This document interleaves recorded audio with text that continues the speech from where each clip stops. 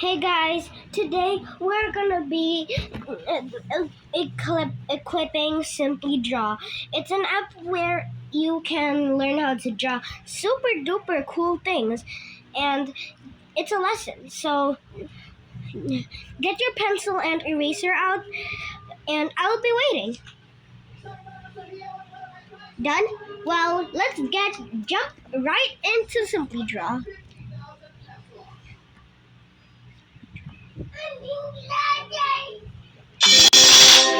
Here.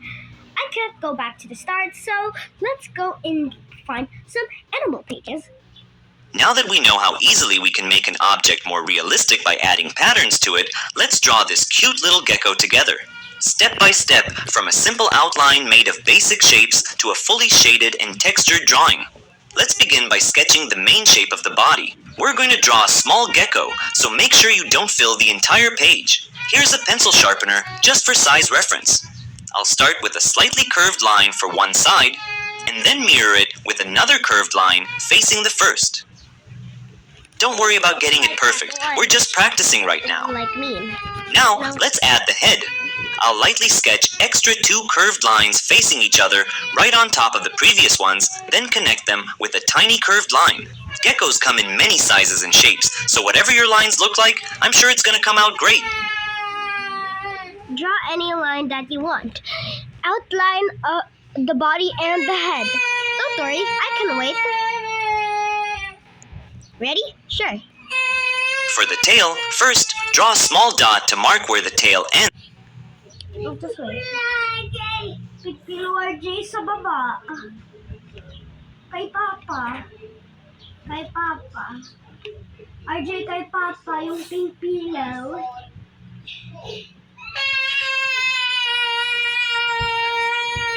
What the WTF? Okay, oh wait, where is my eraser? Oh. Shut up, please. Just shut up. Please, can you be quiet? Just shut up, please. Shut up, please. Shut up. Okay, guys, let's get started into video. You can make it as long as you'd like. Let's draw two lines from the bottom of the body, closing them together at the end. The end should look pointy, like a small hook. The tail can curve any way you like. Remember, it's just a practice. So, we go right. I can make this long as I want, and I'm making this long as possible. Okay, done. Our gecko wants to go places and see the world, so let's give him legs. I'll start with the front legs by sketching two L-shaped lines on each side of the body. Then, at the end of each leg, I'll add small, hand-like shapes for the gecko's fingers. These tiny hands are too cute, but don't worry about making them perfect. I bet there are geckos with men hands roaming the world somewhere. Fingers can be long, short, blobby, thin. Honestly, anything would look cool and add your special touch to the drawing. See? Mine aren't even symmetrical, but it still looks great. I hate you, Tom, so much. Okay, here, you don't need to read it, okay? Outline the two front legs and funky paws. Do you want me to continue? I'll wait.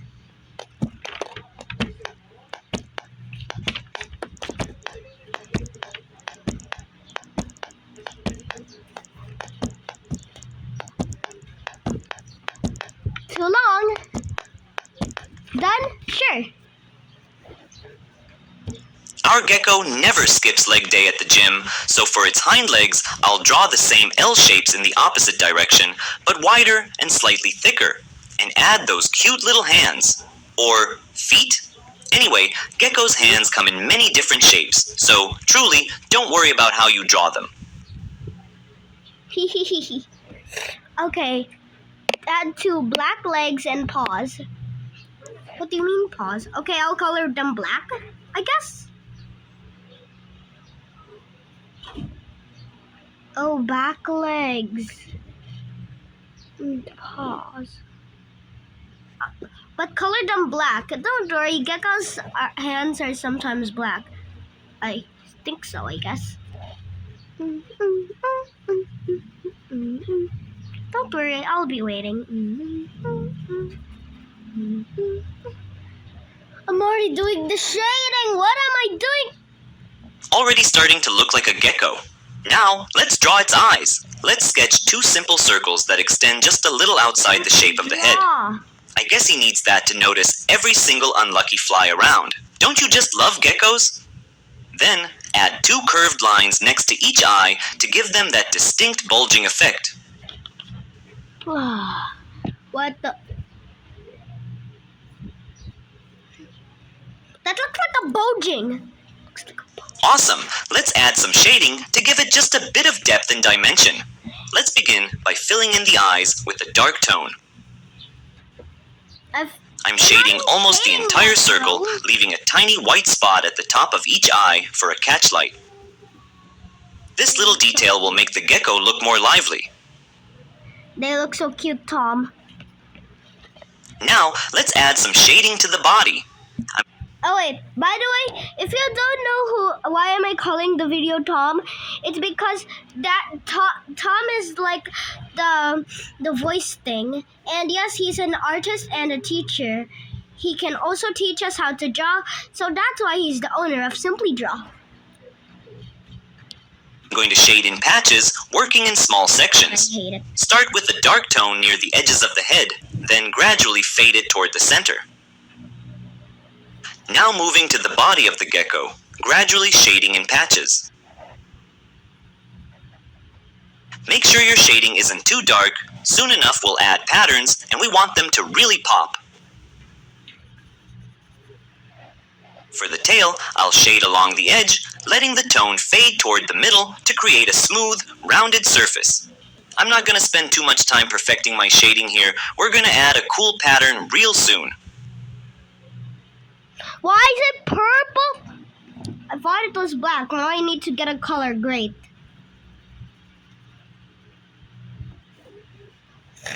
All the way to the end. My tail is omega long. Tom, why? You said make it very long, but as you want. But I made it omega long. Tom!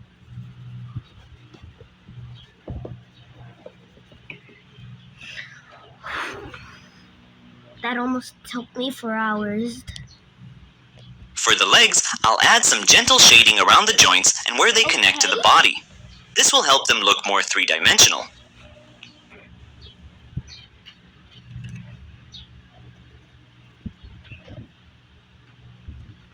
Top! Why is this purple again? The shading is purple at my picture, by the way. Just joking. You see my picture at the end. Now, let's blend our shading. I'll hold my pencil far from the tip and softly go over the shaded areas, smoothing the transitions so they feel more natural. However, don't stress about it. A gecko's skin We are in outlines, not in shading. is rough around the edges, so it's totally fine if your blending comes out a bit rough too.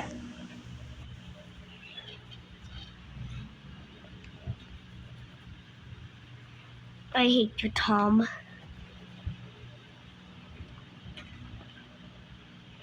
My other drawing looks fire thanks to you, but this one looks ugly.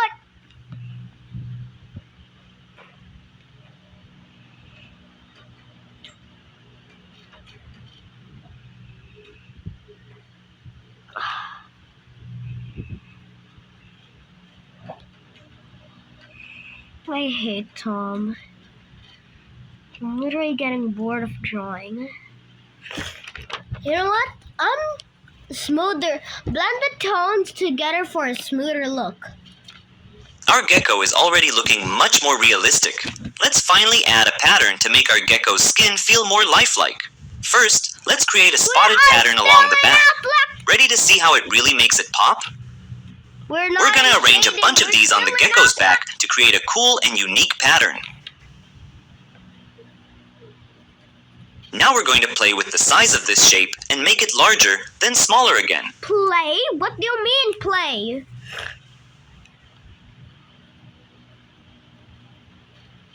I'm basically going along the shape of the gecko's curved back to create an illusion of depth in the shape. Had the shape been too straight, it would have felt two-dimensional. I'm tired of you, Tom. I hate you. I'm already done.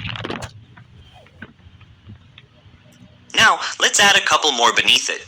They don't have to be identical, think of them as distant relatives. Making more which vary in shape actually creates the pattern. What the?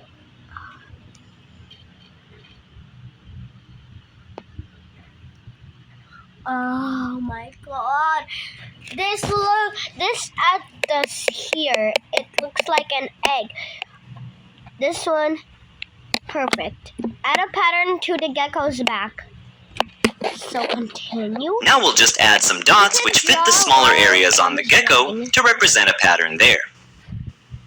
I hate you. I'm drawing the dots more condensed and smaller as I near the edge, but feel free to draw it however you prefer. I prefer you. After the tail, it's the head's turn. Head's turn. Seriously? Let's add a few to the arms while we're at it. What?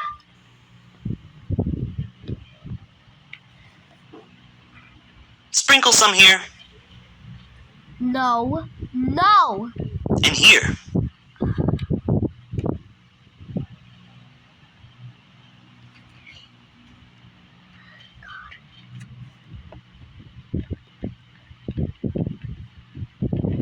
Making dots is not that fast, but sometimes it's fast.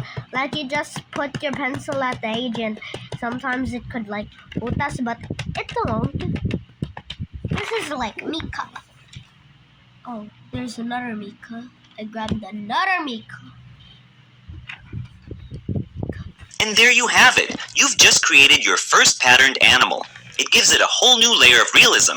Geckos alone have countless different patterns. Just imagine how many amazing patterned animals you could draw. Beautifully done. I could draw more than that. Okay, guys. Draw reveal. Please do not make fun of me. So, this is my drawing. That looks so ugly. Oh my god, what did I just draw? Hey, look who's exploring! Your cute little gecko! Look at that pattern you gave him. It's so realistic it helps him blend right into its natural home. Those patterns are spot on.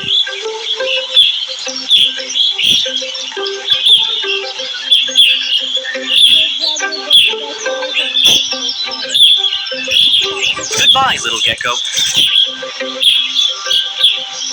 Now, after mastering the pattern's power, you're ready to head on the journey to the first legendary draw, the owl. But what kind of owl will she be? Is she a wise professor standing on some ancient books? Maybe she's a pastry chef surrounded by delicious cakes. Or perhaps she's an owl mother, proudly standing on a mountain peak with her adorable chicks. Each spark you earn will bring you one step closer to the challenge. Are you ready to start your journey to meet her? Let's go! Not actually.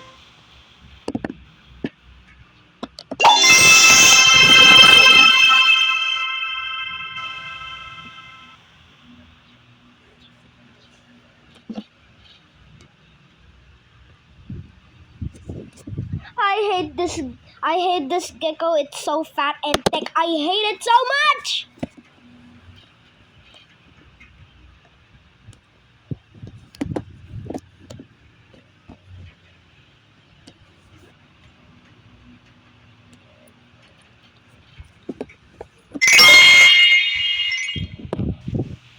These are my other drawings. This looks fire. And the other ones, koala thanks Tom.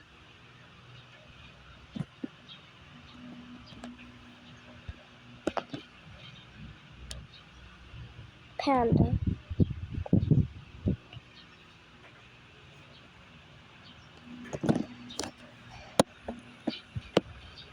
One by one, I was starting to get tired, but soon I was keep drawing until I noticed Tom was very nice to me, and I believe him, trust him. I didn't got tired. Instead, didn't give up. I just keep going and going. This is the best game I've ever gone to.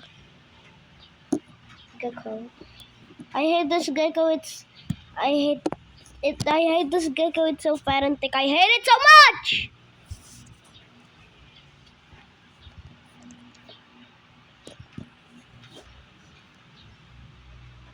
Oh my god, I hate this.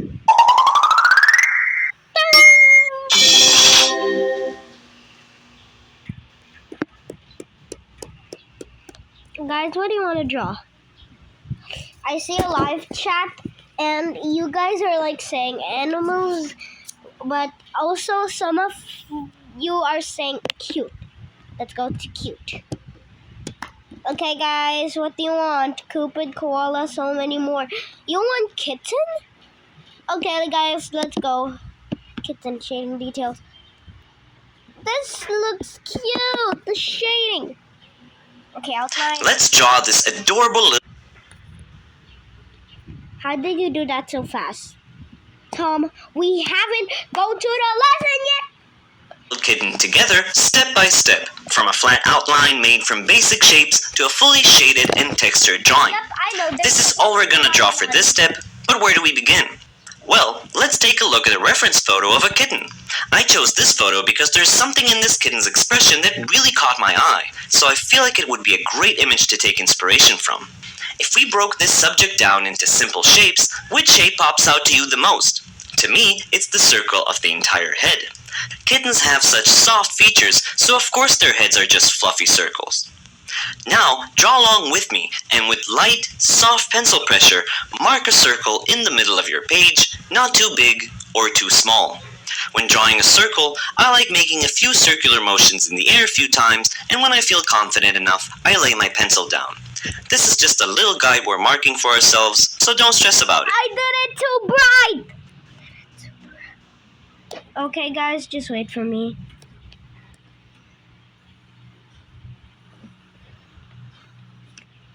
There. Let's find this circle's middle. I'll mark the far edges of its height and pull a vertical line. Then Done. I'll mark the far edges of its width I knew and pull a horizontal line. lines. Notice that my lines are not that straight, but that's totally okay. Now we know that this is our circle's middle, which will come in handy right now.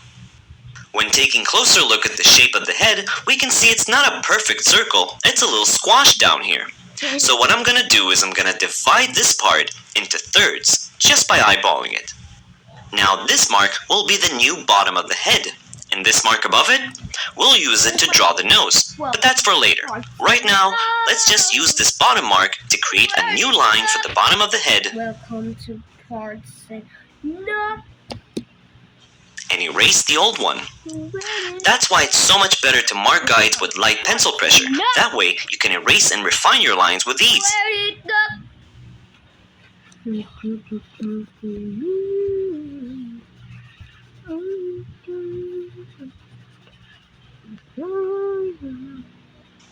You may not know it yet, but what you have right now is a great basis for everything we're gonna do next. Now, let's mark the kitten's eyes. When looking at the reference, the first thing I notice is how big those eyes are compared to the rest of the head, which is exactly what makes kittens so cute. Notice that they sort of start from the middle of each radius and end up here closer to the middle point. So let's mark that in our drawing too. We'll first mark the middle point of the radius just by eyeballing it. Now, since we know the eyes are so big and almost touch the middle point, let's create a new mark around here, halfway to the middle point. Do the exact same thing mirrored on the other side. Eyeball and mark the middle of the radius, and then add another mark halfway to the middle point. We're not aiming for perfection, but still try to keep it as symmetrical as you can. Now, we can use our guides to pull arches from each point to the other, creating the eyes. Already done. So I'll be staring at this pillow, but I'm getting a stomach ache. Okay. Okay, I'm sorry, Tom. Great work so far. Now I think I'd like to add their cute little button nose. What shape do you see for the nose? You can interpret it as a tiny circle or maybe a triangle. Yeah, I think I'd like to go with that classic triangle shape. Remember this mark over here? We can finally use it to create the nose. Draw above the mark and use your middle guide to assist you with symmetry.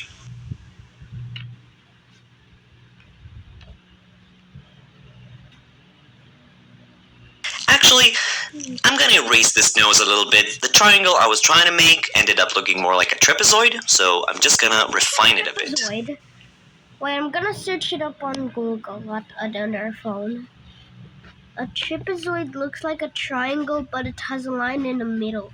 But it also looks like a circle at the same time, and it also looks like a triangle, but it has horror in it, so don't use it? What? What is Google saying? Oh my... They're not searching on Google just to make it prove. It's already true. It's already true, guys. I swear. Yeah, much better. Mine doesn't look like a trapezoid. Oh wait, I'm gonna search trapezoid again. A trapezoid looks like a triangle, but also a circle. And it looks like a triangle, but erase it. Don't put it at your page for a long time. Yep, I missed that word. It also has horror in it. So, yep. That's why I made it a little short.